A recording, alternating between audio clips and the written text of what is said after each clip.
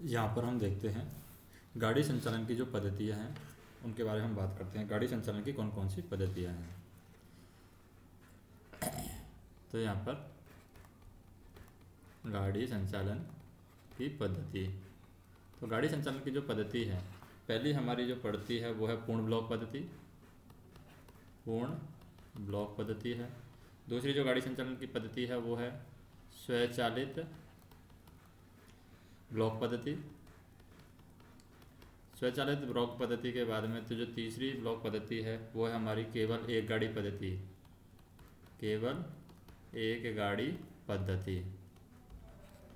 बाकी एक हमारे पास में अनुगामी गाड़ी पद्धति है जो कि सेंट्रल रेलवे में नहीं है। अनुगामी गाड़ी पद्धति। और पाँचवें नंबर की है वो है पायलट गार्ड पद्धति। ये भी सेंट्रल रेलवे में नहीं है, पायलट गार्ड पद्धति।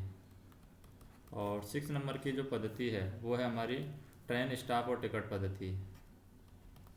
ट्रेन स्टाफ और टिकट पद्धति। टिकट पद्धति ये भी सेंट्रल रेलवे में नहीं है। तो सबसे पहले जो हम देखते हैं पद्धति वो देखेंगे हम पूर्ण ब्लॉक पद्धति। तो पूर्ण ब्लॉक पद्धति के बारे में बात करते हैं।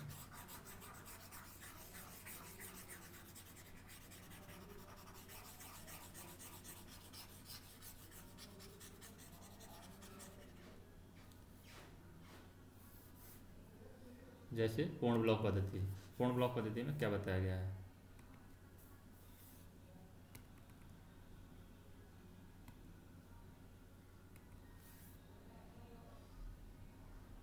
पूर्ण ब्लॉक पद्धति, तो पूर्ण ब्लॉक पद्धति में हम बात करते हैं जहां गाड़ियों का संचालन पूर्ण पद्धति में या पूर्ण ब्लॉक पद्धति में होता है। तो उसमें क्या होता है, पहली बात करें हम कि यदि किसी गाड़ी को किसी स्टेशन से अगले ब्लॉक सेक्शन में प्रवेश करने की अनुमति तब तक नहीं दी जाएगी। जैसे कोई भी गाड़ी हमारी ये जा रही है, ये हमारा ए स्टेशन है और ये हमारा बी स्टेशन है। तो ये हमारी जो गाड़ी है, तो किसी भी गाड़ी को किसी स्टेशन से, जैसे कि ए स्टेशन से, किसी स्टेशन से अगले ब्लॉक सेक्शन में, अगले ब्लॉक सेक्शन जैसे स्टेशन की स्टेशन सेक्शन यहाँ पर ख़त्म हो गया, यहाँ से हमारा ब्लॉक सेक्शन स्टार्ट हो जाएगा। तो किसी गाड़ी को किसी स्टेशन से अगले ब्लॉक सेक्शन में, अगला ब्लॉक सेक्शन यहाँ पर स्टार्ट हो जाएगा, अगले ब्लॉक सेक्शन में प्रवेश करने की अनुमति, अब इस ब्लॉक सेक्शन में प्रवेश करने की अनुमति यहाँ पर तब तक नहीं दी जाएगी जब तक कि क्या, अगले स्टेशन से लाइन क्लियर ना मिल जाए। तब तक कि हम बी स्टेशन से क्या नहीं ले लेंगे, लाइन क्लियर नहीं ले लेंगे। तो जब तक हम इस गाड़ी को इस ब्लॉक स्टेशन में या इस ब्लॉक सेक्शन में प्रवेश नहीं करने देंगे, जब तक कि इस गाड़ी को हम क्या करेंगे, इस गाड़ी को यहाँ पर अगले ब्लॉक सेक्शन में एंटर नहीं करने देंगे। तो हम कह सकते हैं कि किसी भी गाड़ी को किसी स्टेशन से अगले ब्लॉक सेक्शन में प्रवेश करने की अनुमति तब तक नहीं दी जाएगी जब तक कि अगले स्टेशन से लाइन क्लियर प्राप्त नहीं कर लिया जाए, यानी बी स्टेशन से लाइन प्राप्त नहीं कर लिया जाए। अब दूसरी बात करते हैं पूर्ण ब्लॉक पद्धति में क्या है। दूसरी लाइन में जैसे दोहरी लाइन पर, अब जैसे दोहरी लाइन है हमारे पास में, दोहरी लाइन पर ऐसा लाइन क्लियर तब तक नहीं दिया जाएगा, जो लाइन क्लियर अभी दी जा रहा है, ऐसा लाइन क्लियर तब तक नहीं दिया जाएगा जब तक कि लाइन क्लियर देने वाले स्टेशन पर, जैसे कि लाइन क्लियर देने वाले स्टेशन पर, लाइन क्लियर देने वाला स्टेशन मान लीजिए बी है, तो दोहरी लाइन पर ऐसा लाइन क्लियर तब तक नहीं दिया जाएगा जब तक कि लाइन क्लियर देने वाले स्टेशन पर लाइन क्लियर देने वाले स्टेशन पर लाइन प्रथम रोक सिग्नल तक नहीं, जैसे इस बी स्टेशन है, इस पर यहाँ पर क्या है, प्रथम रोक सिग्नल है, फर्स्ट स्टॉप सिग्नल, जिसको हम होम सिग्नल भी बोल सकते हैं, होम सिग्नल भी हो सकता है ये। जब तक कि लाइन क्लियर देने वाले स्टेशन पर लाइन प्रथम रोक सिग्नल तक ही नहीं बल्कि उसके आगे पर्याप्त दूरी तक साफ नहीं हो, प्रथम रोक सिग्नल के आगे तक तो साफ होनी चाहिए, आगे यहाँ पर पर्याप्त दूरी तक भी साफ होनी चाहिए, पर्याप्त दूरी तक। जब तक ये प्रथम रोक सिग्नल के आगे पर्याप्त दूरी तक लाइन क्लियर साफ नहीं होगी तब तक ये जो बी स्टेशन है ये यहाँ पर लाइन क्लियर नहीं देगा। तीसरी लाइन क्या कहती है यहाँ पर पूर्ण ब्लॉक पद्धति में, तीसरी लाइन की बात करें कि इकहरी लाइन पर ऐसी लाइन क्लियर, अब ये तो होगी हमारी दोहरी लाइन की बात, दोहरी लाइन की। अब इकहरी लाइन की बात करते हैं। इकहरी लाइन पर जैसे इकहरी लाइन पर ऐसा लाइन क्लियर तब तक नहीं दिया जाएगा जब तक कि लाइन क्लियर देने वाले स्टेशन पर, जैसे कि लाइन क्लियर देने वाला स्टेशन है बी, तो ऐसा लाइन क्लियर तब तक नहीं दिया जाएगा जब तक कि लाइन क्लियर देने वाले स्टेशन पर लाइन प्रथम रोक सिग्नल तक ही नहीं, फर्स्ट स्टॉप सिग्नल तक ही नहीं, बल्कि उसके आगे पर्याप्त दूरी तक साफ न हो। यानी इसके आगे प्लस पर्याप्त दूरी यहाँ पर होनी चाहिए, लाइन पर्याप्त दूरी तक साफ होनी चाहिए। और लाइन क्लियर पाने वाले स्टेशन की ओर जाने वाली गाड़ियों से भी साफ ना हो। यानी कि लाइन क्लियर पाने वाला स्टेशन कौन सा है, मान लीजिए ए स्टेशन लाइन क्लियर पा रहा है, तो लाइन क्लियर पाने वाले स्टेशन की ओर जाने वाली गाड़ियों से भी साफ ना हो। यानी इधर जो गाड़ी जा रही है वो भी यहाँ पर साफ होनी चाहिए, उधर भी कोई गाड़ी नहीं जानी चाहिए।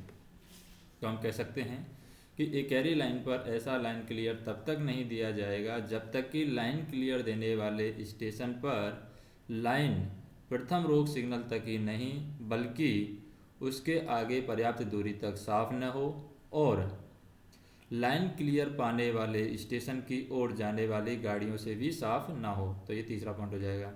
अब ये जो पर्याप्त दूरी रखी जा रही है, ये पर्याप्त दूरी कितनी है, तो ये जो पर्याप्त दूरी है, अगर दो संकेती है तो दो संकेती व्यवस्था है, दो संकेती व्यवस्था में ये जो पर्याप्त दूरी है वो 400 मीटर है।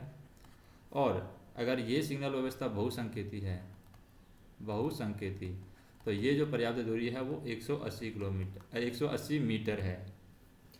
तो ये हमें पूर्ण ब्लॉक पद्धति में ये तीन बातें हमें याद रखनी है। अब पूर्ण ब्लॉक पद्धति के अंदर ही आता है लॉक एंड ब्लॉक पद्धति। लॉक एंड ब्लॉक पद्धति में क्या बताया गया है वो हम देखते हैं। लॉक एंड ब्लॉक पद्धति,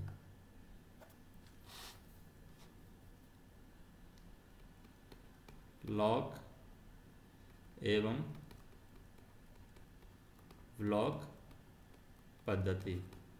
तो लॉक एवं ब्लॉक पद्धति में क्या होता है कि पूर्ण ब्लॉक पद्धति में एक समय में एक ब्लॉक सेक्शन में एक परिचालित गाड़ी होनी चाहिए। जब भी हम पूर्ण ब्लॉक पद्धति देते हैं तो पूर्ण ब्लॉक पद्धति में एक समय में क्या होता है, एक समय में एक ही परिचालित गाड़ी होती है, परिचालित गाड़ी। तो पूर्ण ब्लॉक पद्धति में एक समय में एक ब्लॉक सेक्शन में एक गाड़ी परिचालित होना चाहिए।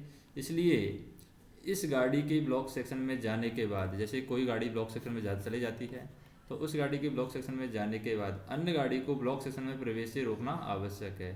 अब जैसे इसमें कोई गाड़ी गई है तो इसमें हम क्या करेंगे, दूसरी गाड़ी कोई प्रवेश ना करे, इसको रोकना बहुत आवश्यक है।